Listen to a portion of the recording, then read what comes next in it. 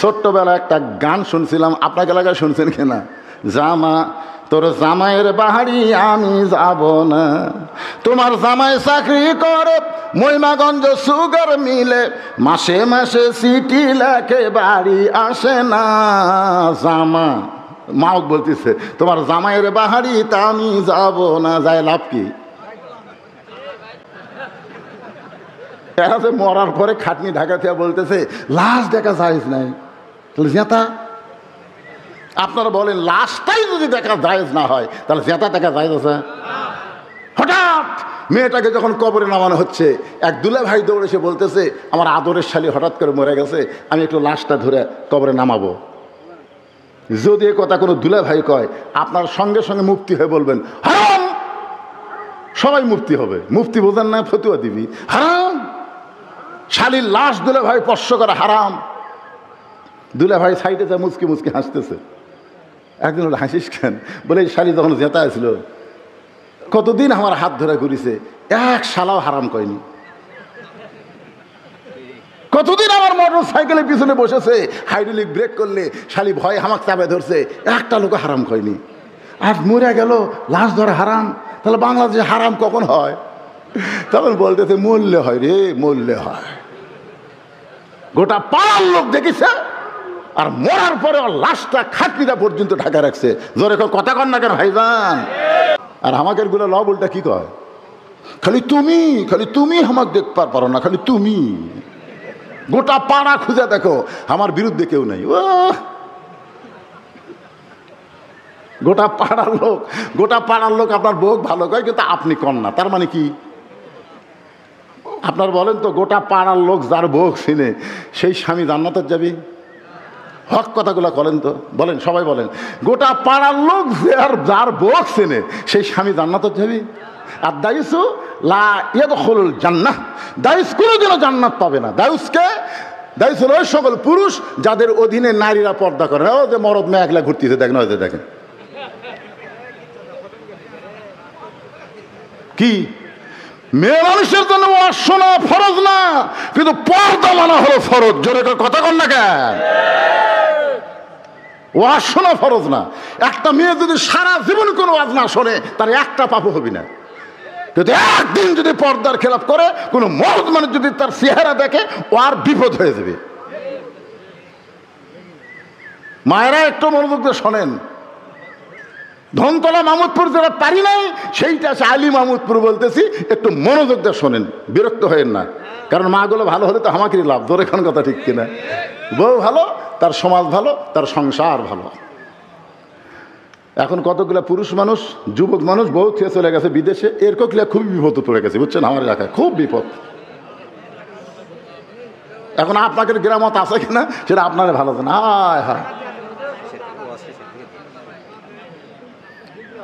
হ্যাঁ, কি কয়, আপনার বাচ্চা কাচ্চা হলে আপনি বউ থিয়া বিদেশে যদি যাওয়াই লাগে যাবেন, প্রতি বছরে আসার চেষ্টা করবেন। কিন্তু বাচ্চা কাচ্চা কিছু হয়নি, তাকরা বউ থিয়া চলে গেছে। কি আল্লাহ কোরআনে বলেছে আমার বাপের কথা, হুন্না লিবাসুল্লাকুম ওয়া আনতুম লিবাসুল্লাহুন্না। স্বামী হলো বিবির পোশাক, বিবি হলো স্বামীর পোশাক। ধরে কোন সুবহানাল্লাহ। কেউ যদি নিয়ত করে যে আমরা শুধু কোরআনের ওয়াজ শুনবো না, এই মনোযোগ দিয়ে শুনবেন, এর কার এই সময় ওঠা বসা। আপনি কি মনে করছেন আমি সারা রাত ওয়াজ করবো? ঘড়ি আমার কাছে নাই। অত্যন্ত গুরুত্বপূর্ণ ভাইরে, ওঠেন না। পেশাব যদিও লাগে, অনুনাজ্জিলু মিনাল কোরআনি মা হুয়া শিফাউ ওয়া রাহমাতুল লিল মুমিনিন। আল্লাহ কোরআনকে লক্ষ্য করে বলেছেন, এই কোরআনকে আমি নাজিল করেছি মুমিনদের যাবতীয় রোগের শিফা হিসাবে আর রহমত হিসাবে। জোরে কারণ সুবহানাল্লাহ। একটু মন তো এদিক সেদিক যাবেই, কারণ কখনোই চাবে না কোরআন। শয়তান চাবে না যে কোরআন মানুষ বুঝুক, কোরআন বুঝুক, এরা শয়তান চাবে না। কোরআন শোনানোর জন্যে কোরআন ফার্স্ট হচ্ছে বাংলাদেশ। জানেন এবছরও 123টা দেশকে পিছনে ফেলে বাংলাদেশের কোরআনের হাফেজ গোল্ড মেডেল পাইছে। সুবহানাল্লাহ কন্যা খান। সৌদি আরব পারেনি, কুয়েত, কাতার, যেগুলো দেশে আল্লাহ আরব রাজ্য, সেগুলো দেশের হাফেজেরা আমাকে দেশের হাফেজের সাথে পারেনি। চিন্তা করছেন? তার মানে কি বাংলাদেশ কোরআন তেলাওয়াতে 1 নম্বর, কিন্তু কোরআন মানার দিক দিয়ে বাংলাদেশ কয় নম্বর? এই জন্য হাদিসটা, ছোট্ট হাদিস একটু খেয়াল করেন। কেউ যদি নিয়ত করে বাংলার জমিনে কোরআনের পক্ষে, কোরআনের সৈনিক হয়ে বাতিলের বিরুদ্ধে লড়াই করার জন্য প্রয়োজন হলে শহীদ হব, মান সাআলাল্লাহু তাআলা আশ-শাহাদাতা বিসিদকিন, এটা যদি সত্যি অন্তর থেকে চাওয়া হয়, বাল্লাগাহুল্লাহু মানাজিলা শুহাদা ওয়াই মাতা আলা ফিরাশি, এইরকম নিয়ত যারা করেছে তারা যদি নিজের বিছানায় মৃত্যুবরণ করে, হাসরের ময়দানে আল্লাহ তাকে শহীদদের কাতারে দাঁড় করাইয়া দিবে।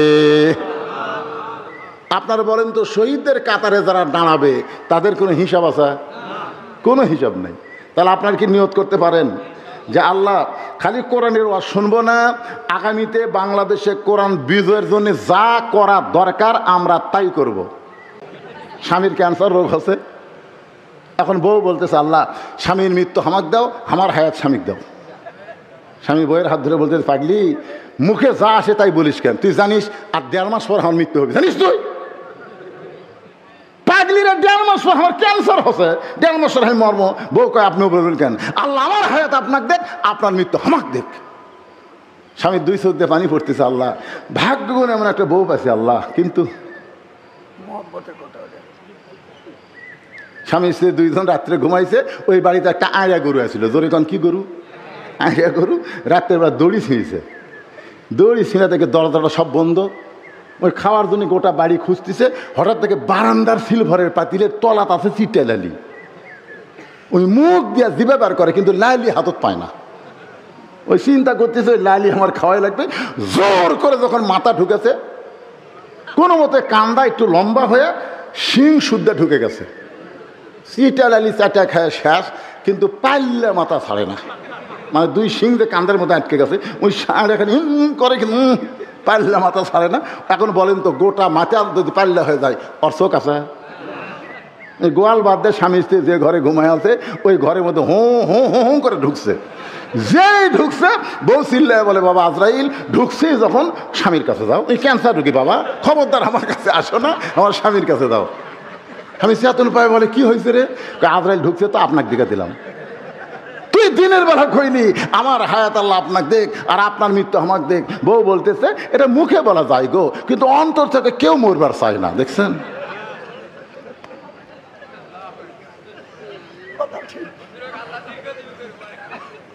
অন্তর থেকে চাওয়া লাগবে, মরা তো লাগবেই। আজকে আমরা অন্তর থেকে চাই, অন্তর থেকে চাই। চাই তো সত্যি? অন্তর থেকে যারা চাবেন, আল্লাহ যেন তাদেরকে ঈমানের সাথে কবুল করে। জোরে কোন আমিন। আমরা সেই জীবন চাই, যেই জীবন পাওয়ার পরে হিসাব ছাড়া আল্লাহ যেন জান্নাত দেয়। সাইড থেকে একজন বলে, হুজুর কি মনে করছেন আল্লাহ না 2-4 বছর আমাকে জাহান্নাম দিবি, তারপরে কি জান্নাত দিবি না? হ্যাঁ, কি বলতেছে 12টা বাজার পর? মানে ও সাইড না না না, 20 বছর জেল হচ্ছে, 20 বছর। ওইখানে কান্দের হাইরে আমার জুয়ান বউ বাড়িতে আছে, আমার বাপ মা বাড়িতে আছে, সেইগুলো সব বাড়ি ছুঁয়ে আমি 20 বছর জেলত কেমনে থাকবো? ওরে বাবারে, ওরে মারে, খালি কান্দে। হাকিম বলতে থাকলি আইতো, এই তো 20 বছর জেল না, খালি মাত্র 1 ঘন্টা একটা কাম করা লাগবে, পারবো? তাহলে তোর 20 বছর জেল মাপ। তখন আপনি যা বলবেন তাই, কিছুই না। ওই যে আগুনের চুলা জ্বলাচ্ছি, ঝকঝকের আগুন জ্বলতেছে, ওর মধ্যে খালি তুই 1 ঘন্টা হাত দিয়ে থাকবো, যা 1 ঘন্টা হাত দিয়ে থাকলে তোর 20 বছর জেল মাফ হবে, যা। আপনার বলেন তো, উনি কি বলবি যে 1 ঘন্টা হাত দেয় 20 বছর জেল মাফ চাই? ওই আগুনের দিকে তাকায় বলে, না রে, ওরে বাবা রে। হাকিম বলতেছে 1 ঘন্টা লাগবে না, মাত্র 5 মিনিট, মাত্র 5টা মিনিট আগুনের চুলার মধ্যে হাত দিয়ে থাকবো, তোর 20 বছর জেল মাপ। ওই তখন বলবে, না স্যার পারবো না। তাহলে দুনিয়ার আগুন আর জাহান্নামের আগুন দুটা কি এক? আল্লাহ রাসূল বলেছে, জাহান্নামের আগুনকে 70 বার পানিতে চুবড়ায়া চুবড়ায়া আগুনের পাওয়ার কমায়া তারপরে আল্লাহ দুনিয়াতে দিছে। আর সেই আগুনের মধ্যে যদি আপনি 5 মিনিট হাত দিয়ে থাকবার না পারেন, তাহলে 2-4 বছর আপনি জাহান্নামে থাকবেন। তার মানে আজকের আলোচনা শোনার পরে সকলে নিয়ত করেন আল্লাহ যেন আমাদেরকে বিনা হিসাবে জান্নাত দেয়। আর বিনা হিসাবে জান্নাতে পাবার গেলে এই জীবনটা আমরা আল্লাহ রাস্তায় দিবার চাই। রাজি আছেন সবাই? আল্লাহ যেন কবুল করে। জোরে বলে আল্লাহুম্মা আমিন। ইমানের দাবি যদি কোরবানি হয়, সেই দাবি ঘরে বসে থাকা নয়। ইমানের দাবি যদি কোরবানি হয়, সেই দাবি ঘরে বসে থাকা নয়। ইমানের দাবি হলো কিছু বিনিময়, ইমানের দাবি হলো কিছু বিনিময়। সেই বিনিময় যদি কলিজার ঘাম হয়, সেই ঘাম দিতে যেন তৈরি থাকি। ওগো দয়াময় আমার আল্লাহ দয়াময়। ইমানের দাবি হলো অগ্নিশিখা, বাতিলের বিরুদ্ধে জ্বলতে শিখা। সে আগুনে জ্বলে জ্বলে, সে আগুনে জ্বলে জ্বলে দিব ইমানের পরিচয়। ইমানের দাবি ঘরে বসে থাকুন না কেন? ইমানের দাবি ঘরে বসে থাকা নয়। ঘরত বসে ইমান রক্ষা করবেন। মা ভয় দেখাছে, বাবা ঘর থেকে বাড়াস না, বাহিরে জঙ্গল আছে। বাবা বাহিরে জঙ্গল আছে, জঙ্গলে বাঘ আছে, বাড়াস না। এমন বাঘের ভয় দেখাছে ছেলের বাড়ির থেকে বাড়ায় না, আর বাড়ায় না। জঙ্গল বাড়তে বাড়তে বাড়তে এখানে ঘরের জানলা পর্যন্ত যাচ্ছে। এখন জানলাতে সে বাঘ ওয়াও ওয়াও করতেছে, ওই ঘরের মধ্যে দৌড়ে মা চাপে ধরে বলতেছে, মা তুমি বার হবার নিষেধ করলে, এখন বাঘই যে আমার জানলার দরজার কাছে আসলো, এখন কি করবো? তখন মা বলতেছে, আমি ভুল ওয়াজ করছি বাবা, আমার ওয়াজ করা লাগতো। বার হরে খালি হাতে বাড়াস না, দাও কুড়াল না বার হ। জোরে কোন কথা ঠিক কিনা? বার হ, খালি হাতে বাড়াস না, দাও কুড়াল লাঠি না বার হ। তাহলে কিন্তু আজকে বাঘ তোমার জানলা পর্যন্ত আসতে পারত না। 15.5 বছর আমরা ভয়ে ঘরের মধ্যে ছিলাম, অন্যায় বাড়তে বাড়তে আমাদের জানলা দরজা পর্যন্ত এসে গেছিল। কিন্তু আমাদের বাংলাদেশের তৌহিদি ছাত্র জনতা জীবন দিল, আহত হলো, যার কারণে জঙ্গল সাফ হলো। এখন নেকড়ে বাঘ ভারতে পালায় গেল। আল্লাহর ওলি বলেছিলেন এমন একটা সময় আসবে পালানার গর্ত ইন্দুর পাবে না। জোরে কোন কথা ঠিক কিনা? গাছের গোড়া নাড়া দিবে, দিল্লি দাদা বাবু নানা বাড়ি গিয়ে পড়বা। আজকে সেইটা আমরা দেখতেছি। শুধুমাত্র আমাদের ছেলেরা ঘরে বসেছিল না, ইমানের দাবিতে তারা ঘর ছেড়ে রাস্তায় ছিল। বাবা ফোন করেছে, মা ফোন করেছে, ভাই ফোন করেছে, একটা কথাই বলেছে, অন্যের কাছে আর মাথা নত করবো না। বিএনপি এত বড় দল হয়ে ঘরের মধ্যে ঢুকে গেছে। জামাত ইসলাম অনলাইনে মিটিং করতেছে, সমস্ত অফিস আদালতে চাবি মাইরা দিছে। এভাবে আর চলতে দেওয়া যায় না। রক্ত দেব, জীবন দেব, বাংলাদেশের ফ্যাসিজ মুক্ত করবো। জোরে কোন কথা ঠিক কিনা? এই জন্যে আমাদের ইমানের দাবি বসে থাকা নয়। খালি বসে আছিল 500 টাকার গোস্ত 550, পরের হাটে গেছে 600, পরের হাটে গেছে 650। কে রে, এই হারে তো গরুর দাম বাড়তেছে না, কিন্তু পরের হাটে জামাই যাচ্ছে, এখন বলতেছে জামাই যাচ্ছে আজ কিন্তু 1 কেজি হবে না, 2 কেজি লাগবে। তো 650, 1300 টাকা মনে করে 1500 টাকা গোস্ত নেওয়ার পরে দিছে যে আমাকে 200 টাকা ফেরত দিবি। এখন গোস্তওয়ালা 100 টাকা দিচ্ছে। তো বলতেছে ভাই কে? 700। তখন দেখতেছে 700। দেখে তাকে দেখে যে যে গোস্ত বেচতেছে ওইটা একটা বড় খাটিয়া আর একটা দাও। গোস্ত টোপলারে থুয়ে খপ করে দাও নিছে, খপ করে এমন ভাবে নিছে, খপ করে জিঙ্গা বিড়া ইন্দুর ধরে খপ করে দাও নিয়ে ওই লাঠি খাটিয়ার ওপর মারছে। লাঠি মারে বলতেছে গাড়ির ওপর দাও ধরে, এখন বল কত করে কেজি? এতদিন মুখ খুলিনি, তো ইচ্ছা মতো দাম বাড়াছো, এখন বল কত করে কেজি? কষাই বলতেছে আপনি যা দিবেন তাই, আপনি যা দিবেন তাই, আপনার কাছে কোনো দরদাম নাই ভাই, দরকারে ফিরে লিয়া যান ভাই। এটা গেলেন ভাই কে কি? অন্যায়কে প্রশ্রয় দেওয়া যাবে না, যেখানে অন্যায় সেখানে বাধা দিতে হবে। জোরে কথা কন না কেন? মুয়াজ্জিন বলতেছে হুজুর যে হারে চোর শুরু হয়ে গেছে আলী মাহমুদপুর, আপনি একটু দোয়া করেন তো। এশার নামাজের পরে ইমাম বলতেছে মুসল্লি ভাইরা জরুরি এলাম, যে হারে আলী মাহমুদপুর চুরি শুরু হয়ে গেছে, এই চোরের হাত থেকে বাঁচতে গেলে 3 বার সূরা ফাতিহা, 7 বার আস্তাগফিরুল্লাহ, 11 বার দরুদ শরীফ পড়েন। সবাই যখন পড়িছে তখন ইমাম সাহেব সবাইকে নিয়ে বলতেছে, ভাই খুব ভালো করে খালি মোনাজাত করা লাগবে, চোখের পানি বার করে। তো ইমাম বলতেছে, আল্লাহ চোরের হাত থেকে আলী মাহমুদকে হেফাজত করো আল্লাহ, এই হারে অস্ট্রেলিয়ান গাবিগুলো চুরি হয়ে যাচ্ছে আল্লাহ, আল্লাহ চোরের হাত থেকে বাঁচাও। চোর মসজিদের বাহির থেকে জানলা দিয়ে বলতেছে আমিন আমিন, কারণ চোর জানে দোয়া দিয়া চুরি বন্ধ হবি না, চোর এটা জানে। এই জন্যই তো বিশ্ব ইজতেমায় এত লোক কেন যায়, সুদেরও ঘুষারও মদারও সব যায়, আখেরি মোনাজাত হচ্ছে হুজুর, আখেরি মোনাজাত, শালা নামাজ পড়ছো নামাজ পড়বি। আমার এলাকার একটা হাইস মাইক্রো ভাড়া গেছে, টাঙ্গাইল গেছে, আমার কাছে বলতেছে হুজুর আপনি দেখছেন 201 গম্বুজ মসজিদ দেখছেন হুজুর? আমরা গেছিলাম হুজুর, মসজিদ দেখাচ্ছে হুজুর, মসজিদ ছাদের উপর চড়ছ, সেই গুণা করে দেখছি 201টা গম্বুজ হুজুর, কলজা শান্তি হুজুর। আমি বললাম ভাইরে তোমরা গেছিলা কখন? কয় 11টার সময়। তা আচ্ছা কখন? কয় 3টার সময়। এর মধ্যে জোহরের নামাজ। করছে হুজুর আমরা তো মসজিদ দেখবার গেছি হুজুর, চাপাত খালি সুতের বাড়ি, ওরা মসজিদ দেখবার গেছে, নামাজ পড়বার যায়নি। কি মনে করতেছেন মসজিদ দেখার জন্যে গোপীনাথপুর গল্প করতেছেন? হামাকের গ্রামের মসজিদ দেখছো? এই এলাকার মধ্যে হামাকের গ্রামের মসজিদ সবচেয়ে সুন্দর রে। একজন বলতেছে মসজিদ তো খুবই সুন্দর, ফ্যান কটা? আমি তো কোনদিন ভিতরে ঢুকিনি ভাই, আমি বাইরে থেকে দেখি। মনে কষ্ট নিয়েন না ভাইজান, আজকে অবস্থাটা এইরকম হয়ে গেছে। হ্যাঁ, এখন এই নুসুকি মানে আপনাদের বুঝা দিলাম কুরবানি, এই কুরবানি মানে গরু খাসি কুরবানি। এরপরে বলতেছে তোমার জীবন এবং তোমার মৃত্যু লিল্লাহি রাব্বিল আলামিন, আমরা আল্লাহর জন্যে অক্ফ করে নিব। আল্লাহ আমাদের সকলের জন্য কবুল করুক। এখন একটা দোয়া হবে ইনশাল্লাহ। খুব গরমের মধ্যে কষ্ট করে আপনারা এই রাত প্রায় 12টা বাজতেছে, কি ফেতনার কোনো প্রশ্ন হলে আপনারা দিবেন না। না দিয়ে গেছে, ঠিক আছে।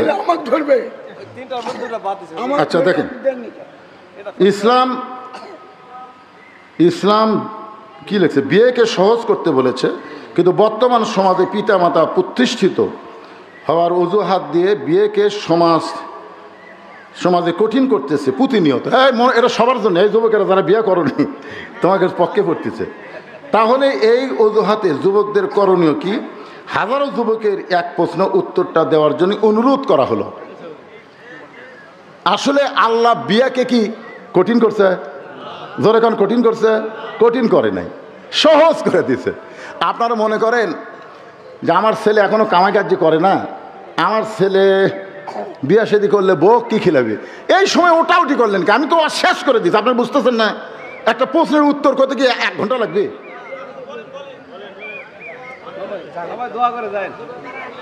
না না না, ওটাউটি করলে দেখতে আমরা যে সবাই এক মুসলমান, এক জায়গায় থাকবো, একনিষ্ঠ হবো। ওয়া তাসিমু বিহাবলিল্লাহি জামিআ ওয়া লা তাফাররাকু, আল্লাহ বলেছেন তোমরা একত্র হও। এটা মাঝখান থেকে লাভ ওঠেন কেন?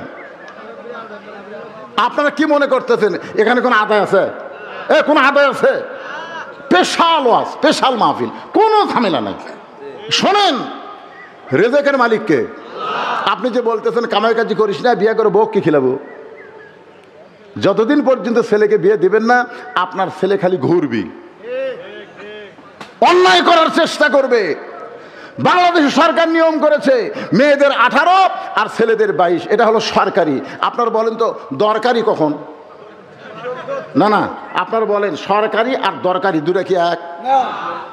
যে মেয়েটা দেখবেন বিয়ে দেওয়া লাগবে, অন্যায় ঠিক মতো বুকত রাখে না, ফেলে দেয় আবার দেয়, ফেলে দেয় আবার দেয়, বুঝবেন ওই মেয়ের বিয়ের বয়স হয়ে গেছে। আর যেই ছেলে দেখবেন বাড়ির বেশিক্ষণ থাকবার চায় না, বাইরে বেশি ঘরে, 3 মাথা 4 মাথা 5 মাথা ঘুরতেছে, বিয়ের আগেই বিয়ের টেস্ট নিচ্ছে। একটা মেয়েকে দেখতেছে, দেখার কারণে তার চোখের জিনা হচ্ছে। এই জন্য আপনাদের বলবো যারা বাবা আছেন বিয়েকে সহজ করেন। সম্পূর্ণ ডিমান্ড, যেটা ডিমান্ড আছে সম্পূর্ণ হারাম। জোরে কোন কথা ঠিক কিনা? সম্পূর্ণ হারাম, ডিমান্ড হারাম। আর মহারণা হলো ফরজ। আপনারা মহারণা অল্প বাঁধবেন, বেশি বাঁধার দরকার নাই। বিয়েকে সহজ করেন। আর মেয়ের বাড়িতে ঘুষি সুতে যায় খাওয়া যাবে না, বরং মেয়ে পক্ষকে আপনারা খাওয়াতে পারবেন, কিন্তু ছেলে পক্ষ মেয়ের বাড়িতে যাওয়া এটা রাসূলের সুন্নাহ বিরোধী। আপনার বিয়েকে সহজ করবেন, ছেলের যখন বয়স হয়েছে আপনি বিয়ে দিয়ে দেখেন, ওই ছেলের ধান্দায় কামাই করার চেষ্টা করবে, জোরে কোন কথা ঠিক কি? ওই ভালো বইয়ের চিন্তায় ও কামাইয়ের চিন্তা করবে, আল্লাহ রিজিকের দরজা খুলে দিবে। আপনার ছেলেদের বিয়ের বয়স হলে বিয়ে দিবেন, বয়সে বিয়ে না দিলে বিয়ের বয়স যখন চলে যাবে নানা অন্যায় করার, বহু অন্যায় এখন করা যায়, অন্যায় করার কারণে তাদের পুরুষত্ব দুর্বল হয়ে যাবে, পরে বিয়ে দিবেন ঠিকই, বউ আর থাকতে চাবে না। আল্লাহ তাআলা যুবকদেরকে পুরুষত্ব সহকারে কবুল করুক, জোরে কোন আমিন। মেয়েদেরকে আল্লাহ পর্দার ভিতরে কবুল করুক, জোরে কোন আমিন। বিয়াটা বাপ মা বুঝে শুনে সহজ করে, ছেলে মেয়ের দিকে খেয়াল করে, ইসলামের দিকে খেয়াল করে, নবীর সুন্নাহর দিকে খেয়াল করে আমল করার তৌফিক দান করুক। সকলে বলে আল্লাহুম্মা আমিন। এখন বলেন, আপনার ফাতেমার চোখের সাইজ কেমন, ফাতেমার মুখের সাইজ কেমন, ফাতেমার গায়ের রং কেমন, এটা দুনিয়ার কত পুরুষ বলতে পারে? খাদিজা বলে, পর্দানিশী আমার ফাতেমা পর্দার মধ্যে জন্ম নিয়েছে।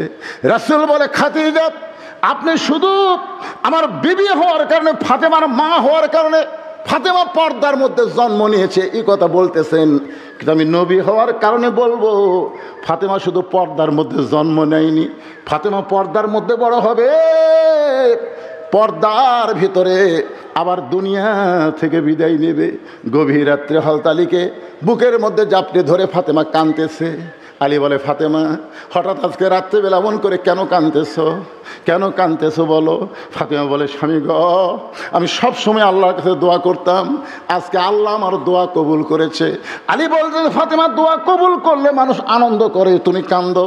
বলে, কি দোয়া করছে আপনি কি শুনবেন না? আলী বলে, ফাতেমা কি দোয়া করছো? ফাতেমা বলতেছে, আমি দোয়া করেছি আল্লাহ আমাকে যেন পর্দার মধ্যে মৃত্যু দেয়। আলী মুসকি মুসকি হাসে আর বলে, পাগলি কয় কি? যে মেয়ে পর্দার মধ্যে বড় হয়েছে, পর্দার মধ্যে জীবন কাটায়, সে তো পর্দার মধ্যে মরবে। বাংলাদেশের মেয়েরা সারা জীবন বেপর্দা হয়ে ঘরে, আর মরার পরে তাদের পর্দা বেশি শুরু হয়, ধরে কোন কথা ঠিক কিনা? আপনারা বলেন তো, আপনাদের এলাকার মেয়েরা মরলে কয় কাপড় দেন? এ কথা কন না কেন, কয় কাপড় দেন? পুরুষ মরলে কয়টা দেন? পুরুষ মরলে 3টা দেন, মেয়েরা মরলে 5টা কাপড় দেন। আবার খাটনিতে যখন মেয়েদের কাফন পরানো হয়, সঙ্গে সঙ্গে আপনার একটা চাদর দিয়া কিন্তু খাটনি ঢাকাতন, থনকে থন না, কারণ মেয়ে মানুষের লাশ তো দেখাও যাবে না, খাটনি ঢাকাতে হয়। সবাই বলতেছে খাটনি ঢাকা রাখো, লাশ দেখা জায়েজ নাই। ফেরেশতারা কয়, আল্লাহ মেয়েদের লাশ দেখা জায়েজ নাই, তাহলে জেতা দেখা জায়েজ?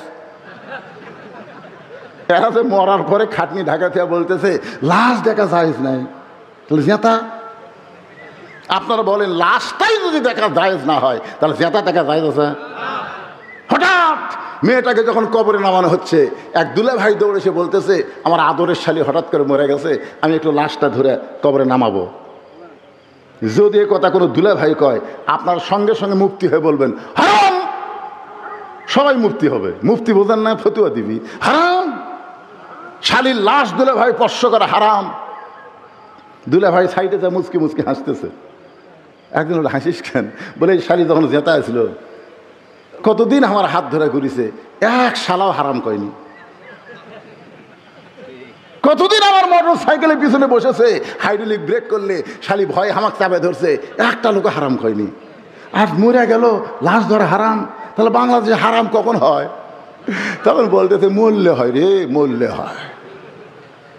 গোটা পাড়ার লোক দেখেছে, আর মরার পরে লাশটা খাটনিটা পর্যন্ত ঢাকা রাখছে। জোরে কথা কন না কেন ভাইজান? আলী বলতেছেন, ফাতেমা আল্লাহ তোমার দোয়া কবুল করেছে, তুমি আনন্দ করো, কারণ সারা জীবন পর্দার মধ্যে থেকেছো, আল্লাহ পর্দার মধ্যেই তোমার মৃত্যু দোয়া কবুল করেছে। ফাতেমা বলে, স্বামী গো, এই মৃত্যুটা কবে হবে সেইটাকে আপনি শুনবেন না?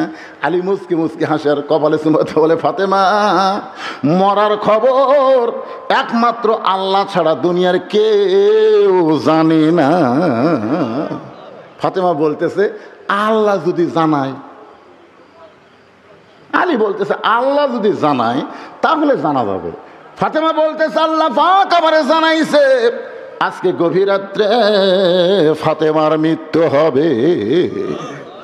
যে বলছে গভীর রাত্রে ফাতেমার মৃত্যু হবে, গাছের গোড়া কাটলে গাছটা যেমন পড়ে যায় তেমনি পড়ে গেলেন হযরত আলী ঘরের মাঝে। ফাতেমা মুস্কি মুস্কি হেসে স্বামীর মাথাটা উরাতের উপরে নিয়ে যে গভীর রাত্রে মৃত্যুবরণ করবে, সেই নারীটা হাসতেছে, স্বামীর মাথাটা উরাতের উপরে নিয়ে কপালে একটা চুমু দিয়ে বলে, স্বামী গো, এতদিন আমি দুইটা জিনিস বিশ্বাস করতাম, একটা হলো আপনি আসাদুল্লাহিল গালিব, আর একটা হলো আনা মাদিনাতুল এলমে ও আলিও বাবহা। একটা হলো পৃথিবীর মধ্যে সবচাইতে বড় বীর আপনি, আর একটা হলো পৃথিবীর মধ্যে সবচাইতে বড় জ্ঞানী আপনি। সোনাল্লাহ কন্যা কেন? ফাতেমা বলতেছে এতদিন আমি দুইটা জিনিস বিশ্বাস করতাম, একটা হলো আপনার মতন বীর এই পৃথিবীতে কেউ নেই, 2 নম্বর আপনার মতন জ্ঞানী পৃথিবীতে কেউ নাই। তাহলে আপনি বীর হয়ে জ্ঞানী হয়ে এরকম পড়ে গেলেন কেন? আপনি কেমন বীর যে বড় আপনি গভীর রাত্রে মৃত্যুবরণ করবে, হক কথা শোনার পরে আপনি সহ্য করতে পারেন না? আপনি কেমন জ্ঞানী যে আসলে যাওয়া লাগবে এইটা আপনি মানতে পারেন না? সুবহানাল্লাহ কন্যা কেন? যাই গভীর রাত্রে দুনিয়ার তাই বিদায় নিবি, তাই শিক্ষা দিচ্ছে। আপনি কি বীর? কপালে চুমাতে বলে, স্বামী গো, আজকে আমার সামনে স্বীকার করেন, আসলে যাইতে হবে। সবাই বলেন, আসলে। আমি চলে যাওয়ার পরে আমার 3টা চাওয়া আপনি পুরা করবেন। আলী কান্দের বলে, ফাতেমা, গরিব ছিলাম বলে দুনিয়ার জীবনে তুমি কিছুই চাওনি, মরার পরে তুমি কি চাইবা? বলে 1 নম্বর চা হলো আমার লাশটা রাতের বেলায় দাফন করা লাগবে। আমি রাতের বেলা পর্দায় মৃত্যুবরণ করব, আর দিনের বেলায় আমাকে দাফন করবেন, এটা চলবে না। আমার 2 নম্বর চা হলো আমার লাশটায় জানাজার জন্য কোনো ব্যবস্থা করবেন না। আলী বলতে কি কয়, তুমি নবীর মেয়ে, তোমার মৃত্যুর খবর শুনলে হাজার হাজার মানুষ তোমার জানাজায় দোয়া করবে। ফাতেমা বুড়ে আঙ্গুল তুলে বলতেছে, আমার লাভ কি? আমার লাভ কি? 1 কোটি মানুষ যদি বলে ফাতেমা ভালো, আর আপনি যদি বলেন আমার বউ ভালো না, 1 কোটি মানুষের দোয়া ফাতেমার কোনো কাজ হবে না।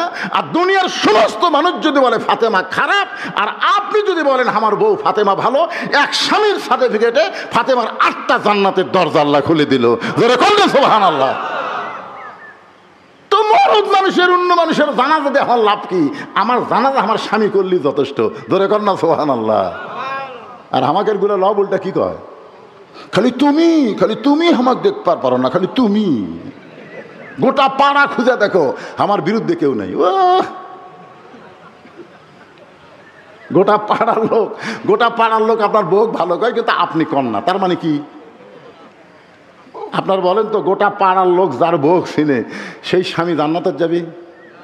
হক কথাগুলো বলেন তো, বলেন, সবাই বলেন, গোটা পাড়ার লোক যার বউ চেনে সেই স্বামী জান্নাতে যাবে?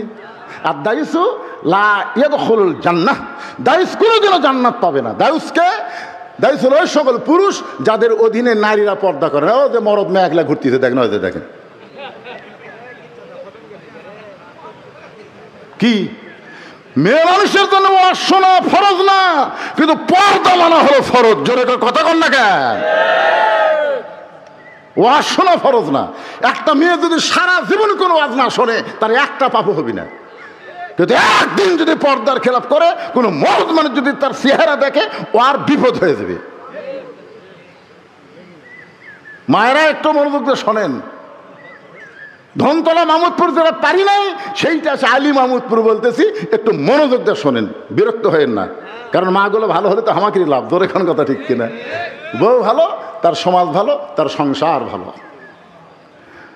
এখন কতগুলো পুরুষ মানুষ, যুবক মানুষ বউ খেয়ে চলে গেছে বিদেশে, এর কোকলিয়া খুবই বিপদ পড়ে গেছে, বুঝছেন? আমার এলাকায় খুব বিপদ। এখন আপনাদের গ্রামত আছে কিনা সেটা আপনারা ভালো জানেন।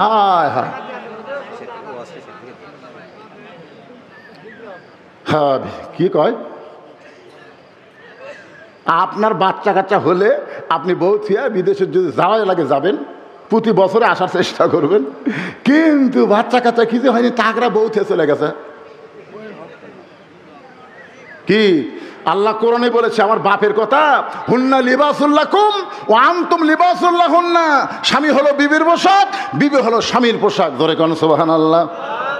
ছোট্টবেলা একটা গান শুনছিলাম, আপনাকে এলাকায় শুনছেন কিনা?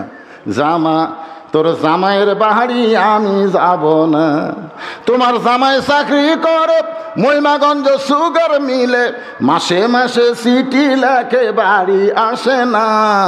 জামা মাও বলতেছে তোমার জামাইয়ের বাহারি তা আমি যাব না, যায় লাভ কি? আমার মায়েরা শোনেন একটু মনোযোগ দিয়ে। ফাতেমার স্বামী গো, আমার 3 নম্বর চাওয়া হলো আমার লাশটা খাটনিতে তুলবেন না, আমার লাশটা খাটনিতে তুলবেন না। আমার খাটনি কান্দে নেওয়ার মতন 4 জন পুরুষ আমার দুনিয়াতে নেই। আজকে যদি আমার বাবা দুনিয়াতে থাকতো, মরা মেয়ের লাশের খাটনি বাবা কান্দে নিবার পারতো। আজকে হাসান হোসেন যদি বড় হইতো, মায়ের লাশের খাটনি কান্দে নিবার পারত। কিন্তু আমার হাসানের বয়স মাত্র 5.5 বছর, আর হোসেনের বয়স হলো 4 বছর। ও গো স্বামী, আমার লাশ খাটনি কান্দে নেওয়ার 4 জন মানুষ যখন দুনিয়াতে নাই, তখন আপনি আমার লাশটা কান্দে করে নিয়ে ওই জান্নাতুল বাকির পূর্ব কোনায় সবুজ রঙের একটা বাতি জ্বলতেছে, ওই বাতি বরাবর আমাকে দাফন করবেন। ওগো স্বামী, ওই বাতি বরাবর দাফন করে আপনি শুধু আমার জন্য দোয়া করবেন। গভীর রাত্রে হযরত আলী ফাতেমারে কান্দে নিয়ে ওই জান্নাতুল বাকির পূর্ব কোনায় সবুজ রঙের বাতি বরাবর কবরে ফাতেমাকে দাফন করলেন। যে কবর খুঁড়েছিলেন আবু যর গিফারি, ওখানে ওয়াজ করেছি, সেই জন্য আর এখানে করতেছি না। হযরত আলী ফাতেমাকে কবরের মধ্যে দাফন করার পরে আল্লাহর আসমানের দিকে তাকায় বলতেছে, আল্লাহ আল্লাহ, আমি তোমার কাছে বলতেছি, আল্লাহ তুমি নবীর কলিজার টুকরা ফাতেমাকে কবুল করে নাও, তার সওয়াব পাওয়া সবগুলো তুমি কবুল করো। এই কথা বলার পরে তাকায় দেখে সামনে কয়েকটা পুরাতন কবর দেখা যায়। এইমাত্র ফাতেমারে কবর দিল, সেই নতুন কবর আর দেখতে পাই না। আলী চিন্তায় পড়ে গেল, এখনই কবর দিলাম, সেই কবরটা গেল কোন জায়গায়? চিৎকার করে গোটা জান্নাতুল বাকি হযরত আলী দৌড়ায় বলে, ফাতেমার কবর, ফাতেমার কবর। কে যেন বলতে চালি রে, ফাতেমা পর্দা নিশি, আমি আল্লাহ জহুরা ডিগ্রি দিয়া ফাতেমার কবরটাকে কিয়ামত পর্যন্ত পর্দা করে দিয়েছি। আমার মায়েদের জন্য এই আলোচনাটা করার পরে এখন আসলাম 3 নম্বরে। মনে আছে না, ভুলে গেছেন? কি? মৃত্যুকে পছন্দ করার 3 নম্বর কারণ। কি মজার কারণ রে! 1 নম্বর কারণ মনে রাখা লাগবে। 1 নম্বর কারণ হলো না মরলে জান্নাতে যাওয়া। একটা মনে রাখবেন, না মরলে কেউ যদি আপনি কয় আপনি জান্নাতে যাওয়ার চান না, চান কি চান না? সবাই তো চান রে ভাই। তাহলে এই জিনিসটা হক কথা বলা লাগবে, না মরলে জান্নাতে যাওয়া। 2 নম্বর হলো আমরা মরবো কার জন্যে? নিয়ত করেন। বুখারী শরীফের হাদিস, হাদিসটা কি বলবো? তাহলে শোনেন, আনাস রাদিয়াল্লাহু থেকে বর্ণিত, মা আহাদান ইয়াদখুলুল জান্নাতা ইহুব্বু ইয়ারজি ইলা দুনিয়া ওয়া লাহু মা আলাল আরদি মিন শাইইন ইল্লা শাহীদুন ইয়াতামান্না আন ইয়ারজি ইলা দুনিয়া ফায়ুক্তাল আশারা মাররাতান লিমা ইয়ারা মিনাল কারামাতি। রাওয়াহুল বুখারী কিতাবুল মাগাজি। জোরে কান সুবহানাল্লাহ। আর একটা হাদিস, এই হাদিসের সাথে বলা হয়েছে, মান সাল্লাল্লাহু তাআলা আশ-শাহাদাতা বিসিদকিন বাল্লাগাহুল্লাহু মানাজিলাশ শুহাদা ওয়া মাতা আলা ফিরাশিহি। রাওয়াহুল বুখারী কিতাবুল মাগাজি। বলেন আলহামদুলিল্লাহ। ছোট হাদিসের ব্যাখ্যাটা আগে শোনেন। কেউ যদি নিয়ত করে যে আমরা শুধু কোরআনের ওয়াজ শুনবো না, এই মনোযোগ দিয়ে শুনবেন, এর কার এই সময় ওঠা বসা। আপনি কি মনে করছেন আমি সারা রাত ওয়াজ করবো? ঘড়ি আমার কাছে নাই। অত্যন্ত গুরুত্বপূর্ণ ভাইরে, ওঠেন না। পেশাব যদিও লাগে, অনুনাজ্জিলু মিনাল কোরআনি মা হুয়া শিফাউ ওয়া রাহমাতুল লিল মুমিনিন। আল্লাহ কোরআনকে লক্ষ্য করে বলেছেন, এই কোরআনকে আমি নাজিল করেছি মুমিনদের যাবতীয় রোগের শিফা হিসাবে আর রহমত হিসাবে। জোরে কান সুবহানাল্লাহ। একটু মন তো এদিক সেদিক যাবেই, কারণ কখনোই চাবে না কোরআন। শয়তান চাবে না যে কোরআন মানুষ বুঝুক, কোরআন বুঝুক, এরা শয়তান চাবে না। কোরআন শোনানোর জন্যে কোরআনের ফার্স্ট হচ্ছে বাংলাদেশ। জানেন, এবছরও 123টা দেশকে পিছনে ফেলে বাংলাদেশের কোরআনের হাফেজ গোল্ড মেডেল পাইছে। সুবহানাল্লাহ কন না কেন? সৌদি আরব পারেনি, কুয়েত, কাতার, যেগুলা দেশে আল্লাহ আরব রাজ্য, সেগুলা দেশের হাফেজেরা আমাদের দেশের হাফেজের সাথে পারেনি। চিন্তা করছেন? তার মানে কি বাংলাদেশ কোরআন তেলাওয়াতে 1 নম্বর, কিন্তু কোরআন মানার দিক দিয়ে বাংলাদেশ কয় নম্বর? এই জন্য হাদিসটা, ছোট্ট হাদিস একটু খেয়াল করেন। কেউ যদি নিয়ত করে বাংলার জমিনে কোরআনের পক্ষে, কোরআনের সৈনিক হয়ে বাতিলের বিরুদ্ধে লড়াই করার জন্য প্রয়োজন হলে শহীদ হব, মান সাআলাল্লাহু তাআলা আশ-শাহাদাতা বিসিদকিন, এর সত্যি অন্তর থেকে চাওয়া হয়, বাল্লাগাহুল্লাহু মানাজিলা শুহাদা ওয়াই মাতা আলা ফিরাশি। এইরকম নিয়ত যারা করেছে তারা যদি নিজের বিছানায় মৃত্যুবরণ করে, হাসরের ময়দানে আল্লাহ তাকে শহীদদের কাতারে দাঁড় করাইয়া দিবে। আপনারা বলেন তো, শহীদদের কাতারে যারা দাঁড়াবে তাদের কোনো হিসাব আছে? কোনো হিসাব নেই। তাহলে আপনারা কি নিয়ত করতে পারেন যে আল্লাহ খালি কোরআনের ওয়াজ শুনবো না, আগামীতে বাংলাদেশে কোরআন বিজয়ের জন্য যা করা দরকার আমরা তাই করব? কারা কারা কোরআন বিজয়ের আন্দোলনে শরীক হতে রাজি? দুই হাত তুলে আমার আল্লাহকে দেখাতে হবে। লিল্লাহি তাকবীর। মাশাআল্লাহ, কলজা ভরে গেল রে। এখন আমার সঙ্গে একটা স্লোগান দেবেন, আল কোরআনের আলো। কোনটা করলেন না? সংসদে শোনেন, এটি যদি অন্য দলের লোক থাকে তারা সংসদে চাবি না, কিন্তু শোনেন একটু অ্যাঙ্গেলে মারেন, অ্যাঙ্গেল বোঝেন না? যেই বলবো আল কোরআনের আলো, আপনার বলবেন সব জায়গায় যা আলো, সব জায়গায় যদি বলেন তার মধ্যে সংসদ আছে না নাই? এজন্য অ্যাঙ্গেলে মার হবে। আল কোরআনের আলো, কোরআন হাদিস যেখানে, দুনিয়ার মুসলমান লিল্লাহি তাকবীর। এখন বড় হাদিসের দিকে খেয়াল করেন, মা আহাদান ইয়াদখুলুল জান্নাতা ইউহিব্বু আন ইয়ারজি ইলা দুনিয়া। বেহেশত পাওয়ার পরও একদল লোক দুনিয়াতে আসার জন্য ছটফট করবে, এই দুনিয়াতে আসতে চাবে। আপনারা বলেন তো, ওর মাথা ঠিক আছে? মাথা ঠিক আছে?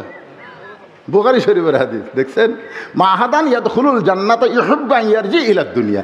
জান্নাত পাওয়ার পরেও তারা দুনিয়াতে আসাকে পছন্দ করবে। যে আল্লাহ আমরা জান্নাতে থাকবার চাই না, আমরা দুনিয়াতে যাবার চাই। আল্লাহকে কেড়ে পাগলাই, তোরা দুনিয়াতে কি জন্য যাবার চাস? ওরা বলবে আল্লাহ দুনিয়াতে কি জন্য যাবার চাই আপনার চাইতে কেউ ভালো জানে না। প্রথম শহীদ হওয়ার সময় আবু সাইদ যেরকম শহীদ হয়েছে, এরকম শহীদ হওয়ার সময় যে মজা আমরা পাচ্ছি, আপনার জান্নাতও সে মজা নাই। লিমা ইয়ারা মিনাল কারামাতি, লিমা ইয়ারা মিনাল কারামাতি, যে সম্মান প্রথম শহীদ হওয়ার সময় আমরা পাইছি, সেই সম্মান আপনার জান্নাতে নাই। এই জন্যই দুনিয়াতে আমরা যাব ফায়ুক্তাল আশারা মাররাতান, কম করে হলেও বাতিলের বিরুদ্ধে, ফ্যাসিস্টদের বিরুদ্ধে, দরকারে গুজরাতুল হিন্দে ওই মালওয়ানের বিরুদ্ধে 10 বার শহীদ হব। 10 বার আশারা মাররাতান, কম করে হলো 10 বার শহীদ হব, তারপরে আবার জান্নাতে আসবো। দুনিয়াতে বাতিল থাকবে আর আমরা জান্নাতের মধ্যে আরাম করব, এই জান্নাত আমরা চাই না। তাহলে চিন্তা করেন, জান্নাতের চাইতেও বাতিলের বিরুদ্ধে শহীদ হওয়া যদি মর্যাদা হয়, সেই শাহাদাতের পিয়ালা আমরা সবাই পান করতে রাজি। কারা কারা দুই হাত তুলে আমার আল্লাহকে দেখান, খালি নিয়ত করেন, ইন্নামাল আমালু বিন্নিয়াত, নিয়তের উপর আল্লাহর জাযা হয়। লিল্লাহি তাকবীর, আলহামদুলিল্লাহ। এখন আসেন মৃত্যুকে পছন্দ করার 3 নম্বর কারণ। এই কারণ বলার আগে আমি আপনাদের কাছে একটা বিষয়ে পরিষ্কার হবার চাই, আপনারা এই 2টা কারণ শুনে মৃত্যুকে আপনারা পছন্দ করেন? দেখেন সবাই বলল না, 3টা তো কইনি, 2টা শুনে আপনাদের কি মনে হলো? মুসা আলাইহিস সালাম কি পাগলাম করতেছে নাকি? তা আপনারা সবাই এক বাক্যে বলতেছেন না। আসলেই না, আসলেই অন্তর দিয়ে মানুষ মরবার চায় না, মুখে মুখে। স্বামীর ক্যান্সার রোগ আছে, এখন বউ বলতেছে আল্লাহ স্বামীর মৃত্যু আমাকে দাও, আমার হায়াত স্বামীকে দাও। স্বামী বউয়ের হাত ধরে বলতে, পাগলি মুখে যা আসে তাই বলিস কেন? তুই জানিস আর 1.5 মাস পর আমার মৃত্যু হবে, জানিস তুই? পাগলির 1.5 মাস পর আমার ক্যান্সার হচ্ছে, 1.5 মাস পর আমি মর্ম। বউ কয় আপনিও বলবেন কেন? আল্লাহ আমার হায়াত আপনাকে দেখ, আপনার মৃত্যু আমাকে দেখ। স্বামীর 2 চোখ দিয়ে পানি পড়তেছে, আল্লাহ ভাগ্য গুণ এমন একটা বউ পাইছে আল্লাহ। কিন্তু স্বামী স্ত্রী 2 জন রাত্রে ঘুমাইছে, ওই বাড়িতে একটা আড়িয়া গরু আছিল। জোরে কন কি গরু?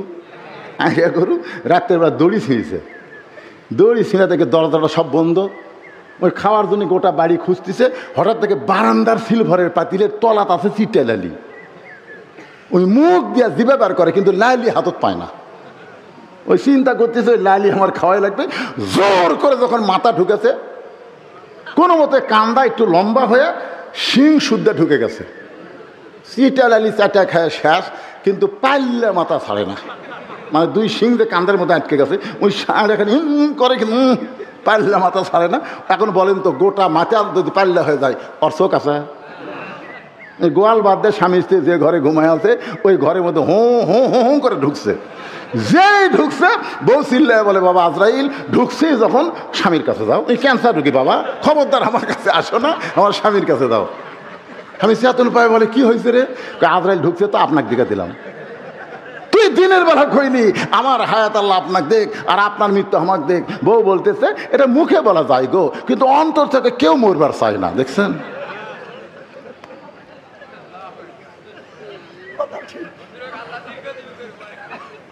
অন্তর থেকে চাওয়া লাগবে, মরা তো লাগবেই। আজকে আমরা অন্তর থেকে চাই, অন্তর থেকে চাই, চাই তো সত্যি। অন্তর থেকে যারা চাবেন আল্লাহ যেন তাদেরকে ইমানের সাথে কবুল করে, জোরে কোন আমিন।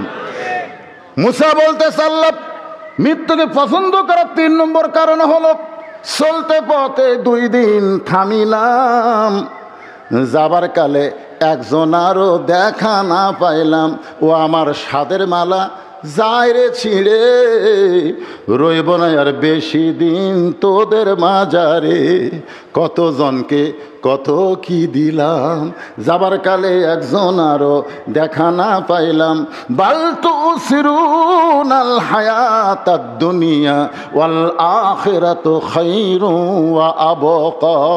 মুসা বলতে আল্লাহ মৃত্যুকে পছন্দ করার 3 নম্বর কারণ হলো দুনিয়া হলো ক্ষণস্থায়ী আর আখেরাত হলো চিরস্থায়ী।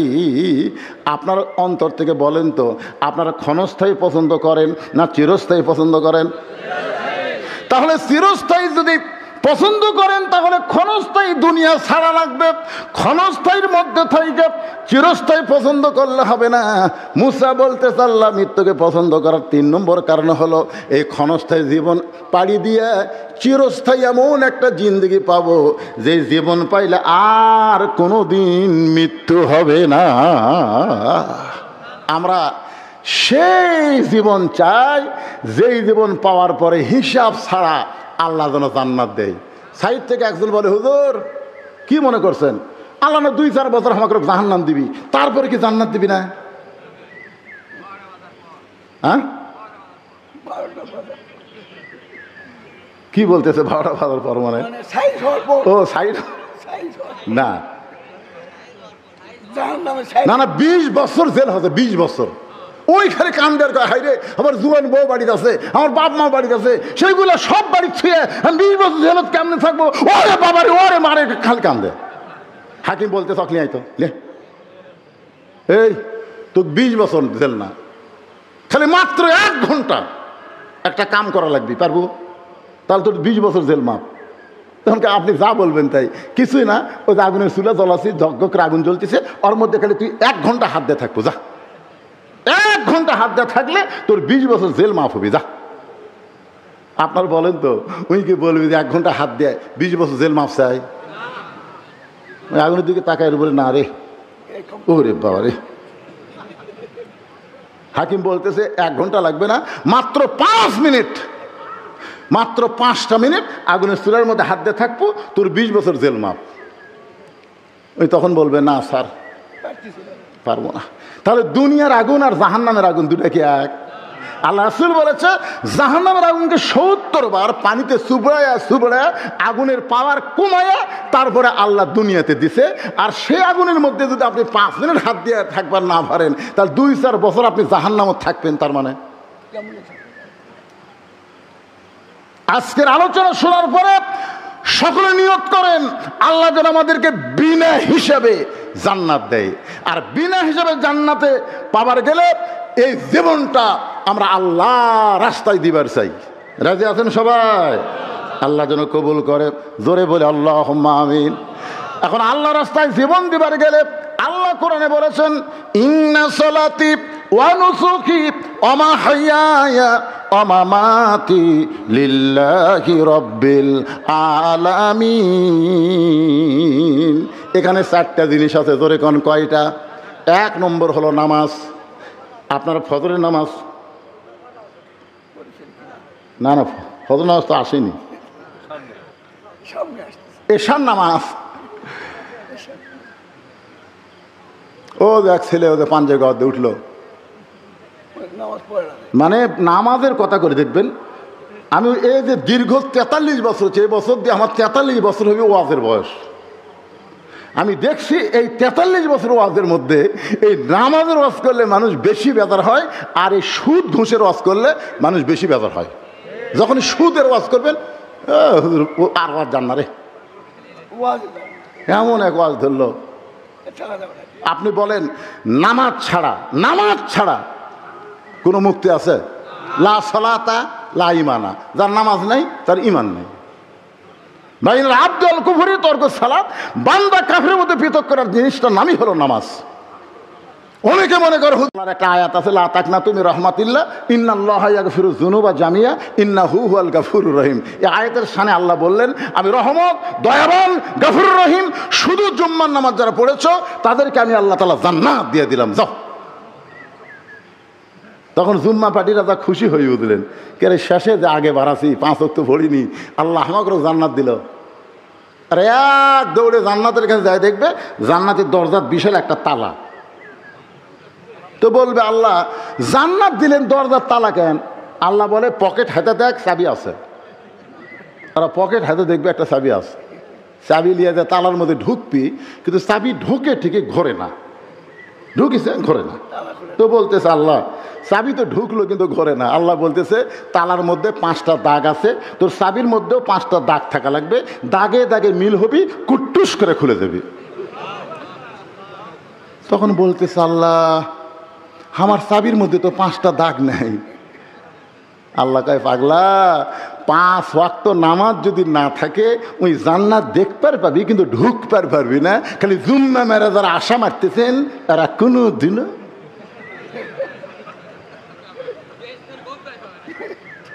জান্নাত দেখতে পারবেন নামাজের কারণে, কিন্তু ঢোকার কোনো উপায় থাকবে না। এই জন্যে ভাইজান 5 ওয়াক্ত নামাজ, ইন্নাস সালাতি, নামাজ কার জন্যে? ওয়ানুসুখি, এখানে বলা হয়েছে কুরবানি। এই কুরবানি মানে গরু খাসি কুরবানি না। এই কুরবানি নিয়ে আমি একটা গান গাবো ছোট্ট করে আপনাদের বোঝানোর জন্যে। যদি বোঝেন ভালো, তারপরে ব্যাখ্যা করা লাগবে না। গানটাকে শুরু করব। ইমানের দাবি যদি কুরবানি হয়, সেই দাবি ঘরে বসে থাকা নয়। ইমানের দাবি যদি কুরবানি হয়, সেই দাবি ঘরে বসে থাকা নয়।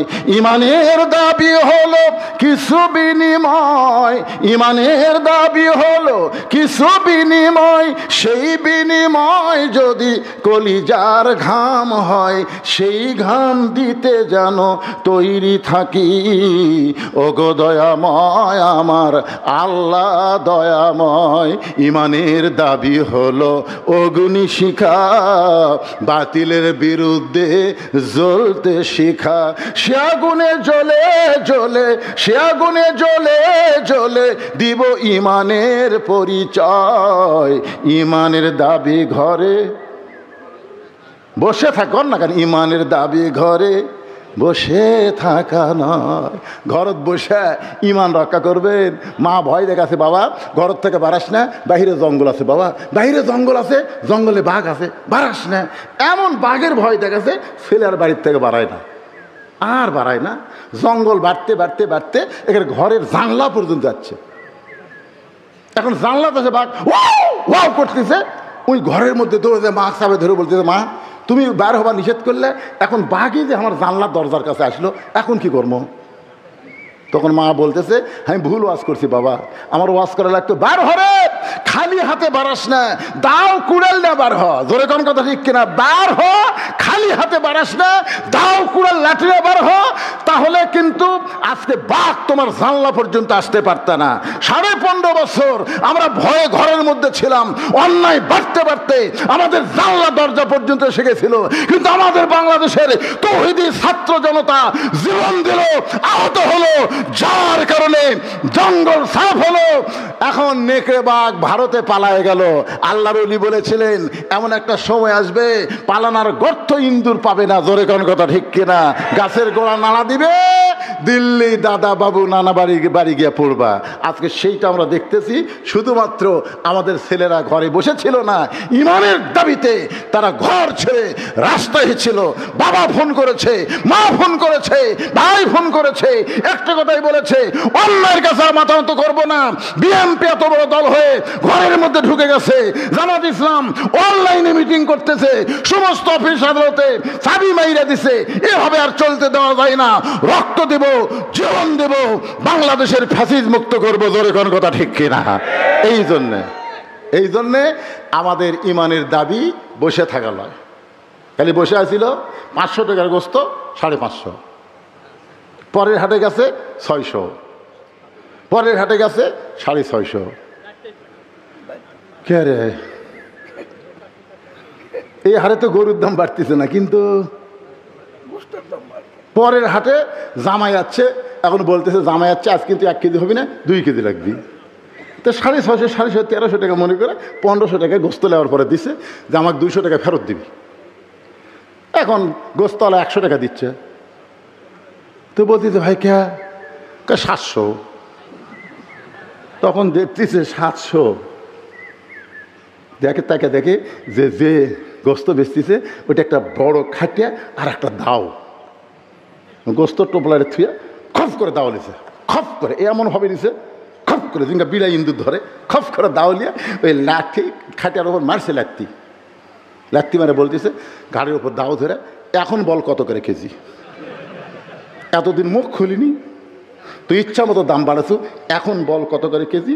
কষায় বলতেছে আপনি যা দিবেন তাই, আপনি যা দিবেন তাই, আপনার কাছে কোনো দরদাম নাই ভাই, দরকারে ফিরে লিয়া যান ভাই, এটা গেলেন ভাই।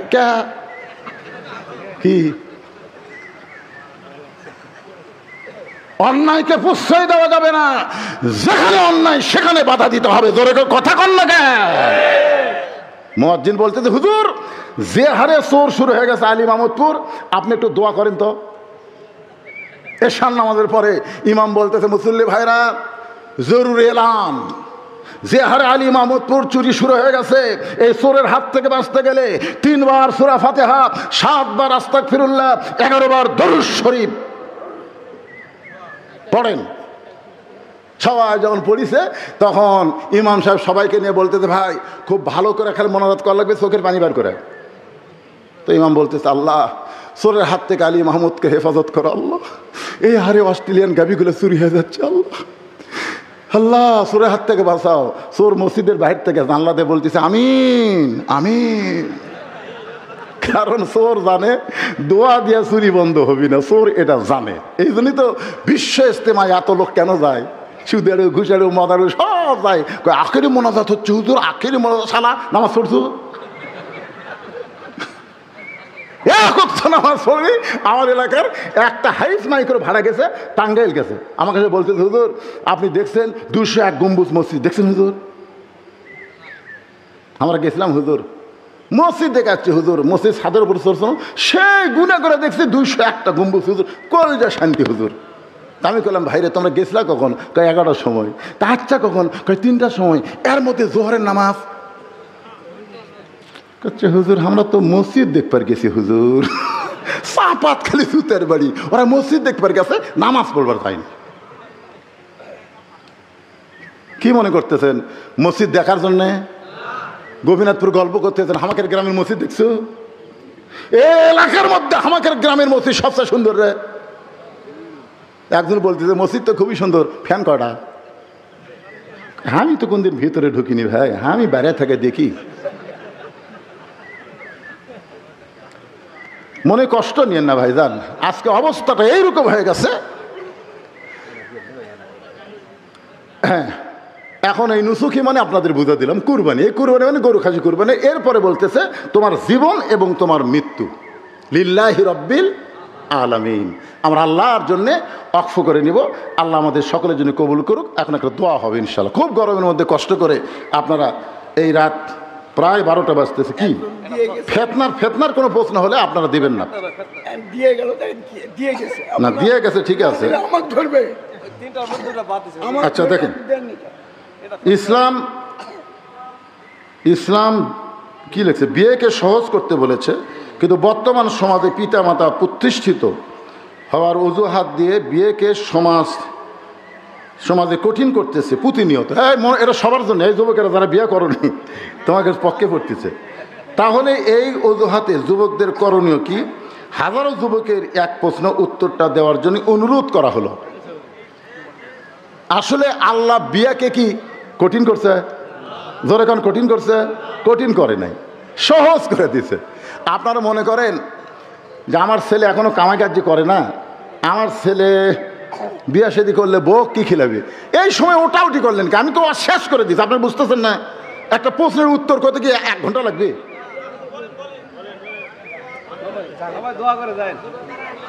না না না, ওটাউটি করলে দেখতে আমরা যে সবাই এক মুসলমান, এক জায়গায় থাকবো, একানুষ্ঠ হবো। ওয়া তাসিমু বিহাবলিল্লাহি জামিয়া ওয়া লা তাফাররাকু। আল্লাহ বলেছেন তোমরা একত্র হও, এটা মাঝখান থেকে লাভ ওঠেন কেন? আপনারা কি মনে করতেছেন এখানে কোনো আদায় আছে? কোনো আদায় আছে? স্পেশাল ওয়াজ, স্পেশাল মাহফিল, কোনো ঝামেলা নাই। শোনেন, রেজেকের মালিককে। আপনি যে বলতেছেন কামাই কাজি করিস না, বিয়ে করে বউ কি খিলাবো, যতদিন পর্যন্ত ছেলেকে বিয়ে দিবেন না আপনার ছেলে খালি ঘুরবি, অন্যায় করার চেষ্টা করবে। বাংলাদেশ সরকার নিয়ম করেছে মেয়েদের 18 আর ছেলেদের 22, এটা হলো সরকারি। আপনারা বলেন তো দরকারি কখন? না না, আপনারা বলেন সরকারি আর দরকারি দুটা কি এক? যে মেয়েটা দেখবেন বিয়ে দেওয়া লাগবে, অন্য ঠিক মতো বুকত রাখে না, ফেলে দেয় আবার দেয়, ফেলে দেয় আবার দেয়, বুঝবেন ওই মেয়ের বিয়ের বয়স হয়ে গেছে। আর যেই ছেলে দেখবেন বাড়ির বেশিক্ষণ থাকবার চায় না, বাইরে বেশি ঘরে, 3 মাথা 4 মাথা 5 মাথা ধরতেছে, বিয়ের আগেই বিয়ের টেস্ট নিচ্ছে।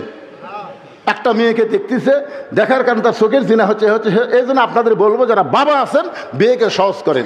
সম্পূর্ণ ডিমান্ড, যেটা ডিমান্ড আছে সম্পূর্ণ হারাম। জোরে কোন কথা ঠিক কিনা? সম্পূর্ণ হারাম, ডিমান্ড হারাম। আর মহারণা হলো ফরজ। আপনারা মহারণা অল্প বাঁধবেন, বেশি বাঁধার দরকার নাই। বিয়েকে সহজ করেন। আর মেয়ের বাড়িতে গুছি সুতে যায় খাওয়া যাবে না, বরং মেয়ে পক্ষকে আপনারা খাওয়াতে পারবেন, কিন্তু ছেলে পক্ষ মেয়ের বাড়িতে যাওয়া এটা রাসূলের সুন্নাহ বিরোধী। আপনারা বিয়েকে সহজ করবেন। ছেলের যখন বয়স হয়েছে আপনি বিয়ে দিয়ে দেখেন, ওই ছেলের ধান্দায় কামাই করার চেষ্টা করবে। জোরে কোন কথা ঠিক কিনা? ওই ভালো বইয়ের চিন্তায় ও কামাইয়ের চিন্তা করবে। আল্লাহ রিজিকের দরজা খুলে দিবে। আপনার ছেলেদের বিয়ের বয়স হলে বিয়ে দিবেন। বয়সে বিয়ে না দিলে বিয়ের বয়স যখন চলে যাবে, নানা অন্যায় করার, বহু অন্যায় এখন করা যায়, অন্যায় করার কারণে তাদের পুরুষত্ব দুর্বল হয়ে যাবে। পরে বিয়ে দিবেন ঠিকই, বউ আর থাকতে চাবে না। আল্লাহ তাআলা যুবকদেরকে পুরুষত্ব সহকারে কবুল করুক। জোরে কোন আমিন। মেয়েদেরকে আল্লাহ পর্দার ভিতরে কবুল করুক। জোরে কোন আমিন। বিয়াটা বাপ মা বুঝে শুনে সহজ করে, ছেলে মেয়ের দিকে খেয়াল করে, ইসলামের দিকে খেয়াল করে, নবীর সুন্নাহর দিকে খেয়াল করে আমল করার তৌফিক দান করুক। সকলে বলে আল্লাহুম্মা আমিন। আল্লাহুম্মা আনতাস সালাম ওয়া মিনকাস সালাম তাবারাকতা ইয়া যাল জালালি ওয়াল ইকরাম। কঠিন গরমের ভিতরে সকলের গাও ঘেমে ঘাম পড়তেছে। আল্লাহ, এত গরমের মধ্যে তোমার বান্দারা আরামের বাড়ি ফ্যানগুলোকে বাদ দিয়া তোমার কোরআনের মহব্বত, নবীর সুন্নাহকে মহব্বত করে ঘন্টার পর ঘন্টা জান্নাতের বাগানে বসে কোরআন হাদিস আলোচনা শোনার শেষে আমি গুনাহগারের সঙ্গে রহমতের দরজায় ফকির হয়ে দোকানে হাত তুলেছি। আল্লাহ, মেহেরবানি করে আজকের মাহফিল আমাদের সকলের হেদায়েতের জন্যে, নাজাতের জন্যে, জান্নাতের জন্যে কবুল করে নাও। এই মাহফিলের শুরু থেকে শেষ পর্যন্ত যে আলোচনা হইল, ইন্না লিল্লাহি ওয়া ইন্না ইলাইহি রাজিউন, সবচেয়ে বড় বিপদ হলো বেঈমান হয়ে মরে যাওয়া। আমরা মনে করি মানুষ মরা বিপদ, মানুষ মরা বিপদ না। আল্লাহ যেই 3টা কারণ আজকে উল্লেখ করলাম, 1 নম্বর হলো না মরলে জান্নাতে যাওয়া যাবে না, 2 নম্বর হলো আমরা মরবো কেবলমাত্র আল্লাহর জন্যে, 3 নম্বর হলো দুনিয়া ক্ষণস্থায়ী, আখিরাত চিরস্থায়ী। চিরস্থায়ীকে পছন্দ করে দুনিয়া থেকে যাইতে আমরা সবাই ইমানের সঙ্গে মুসলমান হিসেবে আল্লাহ কবুল করে নাও। বড় কষ্ট করেছে আজকের মাহফিলের সম্মানিত সভাপতি, অনেক কষ্ট করে আজকের এই জান্নাতের বাগান লাগাইছে। আল্লাহ যে সমস্ত ছেলেরা কষ্ট করে যুবক মুরব্বীর সঙ্গে এই জান্নাতের বাগান লাগানোর জন্যে সহযোগিতা করেছে, আল্লাহ সকলকে আজকের মাহফিল ওসিলাই তুমি জান্নাতি কবুল করে নাও। আলী মাহমুদপুরের উপরে আল্লাহ রহমত বরকতের দরজা খোলো। মুরব্বী বলতেছে যারা প্রবাসে আছে তারা অনেক অনুদান দিয়েছে। আল্লাহ একটা মানুষ সহজে বিদেশে যাইতে চায় না, আল্লাহ বড় কষ্টে যায়। আল্লাহ যেখানেই থাক তাকে ভালো রেখো, তার শরীরটা ভালো রেখো, কামায় বেশি বরকত দিও, আরও বেশি বেশি কোরআনের মাহফিলের জন্য যেন দান করতে পারে আল্লাহ তৌফিক দিও। আয় আল্লাহ পর্দার অন্তরালে আমার মা বোনেরা আবিদা সালিহা পর্দা নিয়ে কবুল করে, মা ফাতেমার চরিত্র দান করো। আমি অসুস্থ, আমার মতো যারা অসুস্থ অবস্থায় হাত তুলেছে আল্লাহ সবাইকে সুস্থতার নিয়ামত দান করে দাও। আয় আল্লাহ তাআলা কত মানুষের জানাজার নামাজ আমরা পড়েছি, এই 2 হাত দিয়ে কত কবরে আমরা মাটি দিয়েছি। একদিন আমরা সবাই মরে যাব, যেদিন আমাদের মৃত্যু হবে দিনটা যেন জুমার দিন হয়, মাসটা যেন রমজান মাস হয়, ইমানের সাথে ইজ্জতের সাথে মুসলমান হয়ে দুনিয়া থেকে যেন বিদায় নিতে পারে। আল্লাহ কবুল করো।